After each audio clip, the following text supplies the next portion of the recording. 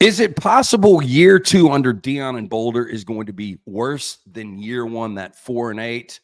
I think so, and I'm going to tell you why in a second. We're going to get into under team totals. We give you our 5 best overs here at lanceslock.com, where you get everything, all sports packages, $100 a month going into fall number 11. We have had 9 winning seasons. We continue to win for you here at lanceslock.com.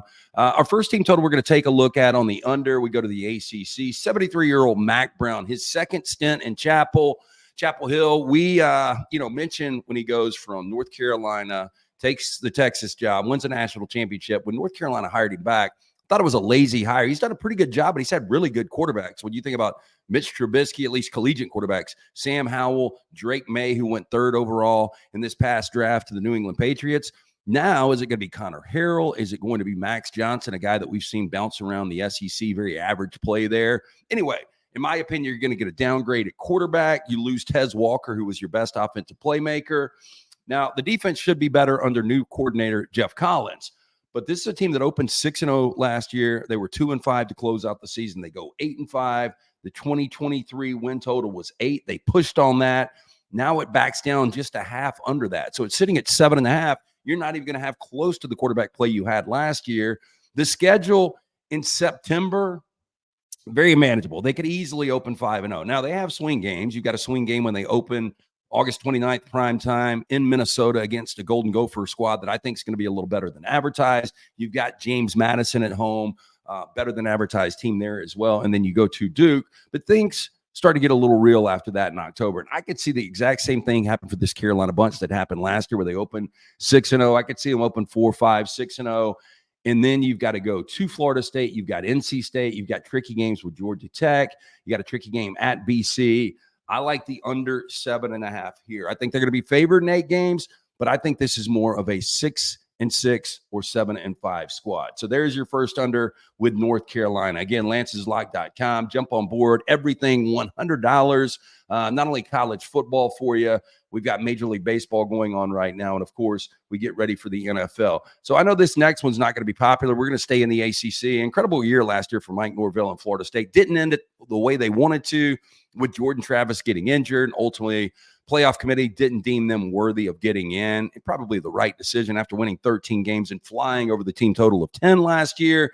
They're coming off a 60-point loss. I know that's not something that we really factor into this, but when you start to look at this Florida State schedule, by the way, last year their team total was 10, easily fly over that with the 13 wins. They're probably going to be favored in 10 games this year. But with DJ Uiagalelei coming back to the ACC, Clemson, Oregon State, now Florida State, I don't know how much better he is. Like, I'll still stand by it. I think the best DJ we ever saw was the first time he ever played against Notre Dame. And since then, I think there's been regression. So maybe with more athletes around him in Tallahassee, he'll be better. But I'll tell you, this September schedule where they're going to be favored in every game, it's still tricky. Georgia Tech in Dublin, they're a healthy favorite there, but Georgia Tech's going to be improved. Boston College, Memphis out of conference. Memphis is going to be one of the better Group 5 teams out there. They've got to go to SMU where they'll be favored. But this SMU squad, they were one of my team total overs. I think they're going to be really, really good in year 3 under Rhett Lashley. And then October, it gets real right off the bat. They open with Clemson, who I think is going to be better than last year. They've got to go to Miami. They got to go to Notre Dame. They're probably favored in 10 games. But I think this is more of a 9-3 Florida State. So we're kind of threading the needle here with the total being 9.5. We're taking the under 9.5. A lot of people out there think it's way too easy. It flies over the 9.5. I've got to see it back-to-back years from Mike Norvell at a championship level. We're going to go to the SEC next. As we record this, we're getting ready to head to SEC Media Days in Dallas. And, that's going to be really interesting because you've got, obviously, Oklahoma and Texas coming into the conference. One of the reasons, geographically, we will be in Big D all week long. I take a look at Missouri. This is a sexy team that nobody talked about last year. Everybody's talking about Eli Drinkwitz. And look, I thought his best jobs in his 4 years were year 1, where they go 5-5 in that 10-game SEC schedule in COVID, then 6 wins, and then they popped last year with 11 wins. Brady Cook was great. Luther Burden III, you can make an argument, not only the best player in this conference, maybe the best overall player in college football. No Cody Schrader. I think that is going to hurt the offense a little bit. And now they're a team that's not going to sneak up on anyone. I think they could be favored in 10 games. Team total last year was 6.5, flew over with 11 wins. Team total this year is 9.5. I think you are getting major value on the under. I know when you look at the schedule, not the most difficult gauntlet in the SEC this year, but still, you've got to go to A&M. You host Auburn. You got to go to Tuscaloosa. You host Oklahoma. And then I think they lose one of these games. They probably will be slight favorites in at South Carolina, at Mississippi State, against Arkansas. I think this is an easy under 9.5. I think Missouri's more of a 7-5 squad this year. I think I'm in the minority. I think a lot of people believe this Missouri team is going to win 10 games and get to a college football playoff. If I'm a Missouri fan, that's my expectation. I'm not buying it, though. I think there's a target on Missouri's back, and they, again, will not sneak up on anyone. You know, we talk about difficult schedules, and this is one of the things that weighs into our team totals. Obviously, the Florida Gators and Billy Napier coming back year 3 is on the hottest of hot seats in all of college football. And boy, you wouldn't wish this on your worst enemy, how difficult on paper this schedule is. Last year, Florida opened at 5-2. They lost 5 straight to end 2023. If you had a ticket on over 5.5 win total last year, that was a awful beat.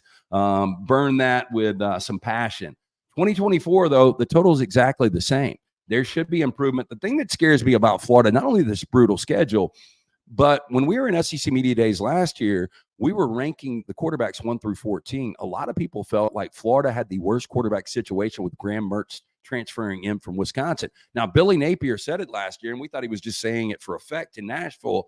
He really liked Graham Mertz. Graham Mertz played well last year. Graham Mertz completed 73% of his passes, 20 touchdowns, only 3 turnovers. I don't think Graham Mertz can back that up this year. They could be underdogs in 9 total games. It gets real week 1. Pivotal game for us because we've got the over 9 wins for Miami, and we've got the under 5.5 wins for Florida. That's going to be a tricky game because I think Miami's just going to be a slight favorite. But after that, you still got A&M in the month of September. You got to go to Starkville. You open October out of conference with Central Florida, who's going to be good. Got to go to Tennessee, tricky Kentucky, Georgia, at Texas, LSU, Ole Miss, Florida State. That is a gauntlet. I think this Florida team is more 3-9, and I think there's a better chance of Billy Napier getting fired in season than making it through the entirety of the regular season. Easy under 5.5 there for the Florida Gators. And finally, we mentioned the Colorado Buffaloes. Look, this was the story of college football to begin 2023 when they opened up 3-0. Everybody was watching this team. And look, it was a great story. They were 4-8 last year. After the 3-0 start, they lost 8 of 9. Shedeur Sanders was fantastic, and I think he's a great quarterback, and I think he's going to be a top 10 pick in next May's NFL draft. But the problem is he was sacked 52 times last year. And although they gained a lot through the portal, they lost a lot through the portal. I just don't know what the team chemistry is going to be like, and I believe the Big 12 is going to be much more difficult. Shedeur Sanders in Las Vegas at Big 12 Media Day said everyone's Super Bowl is Colorado. It's because everybody hates Colorado. Everybody wants to beat you. And you look at the open here, North Dakota State, that is a tricky game. I think they get the win there. If they don't get the win there, it is a complete disaster this year. They go to Nebraska. I think Nebraska gets them. Tough 30 minutes, first 30 minutes last year in Boulder. I think Nebraska is going to be much improved this year. You go to Colorado State in week 3, a team that you had to beat in double overtime in Boulder last year. You got to go to Central Florida, Kansas State at home, at Arizona. Tricky game at Texas Tech and Lubbock. Always a difficult place to play. Utah at home, at Kansas, Oklahoma State. Brutal schedule for Colorado. I'm one of those, and Deion can use this for motivation or whatever. I think this is his final year. Shedeur and Shiloh on to the NFL. I think it's a disaster of a season.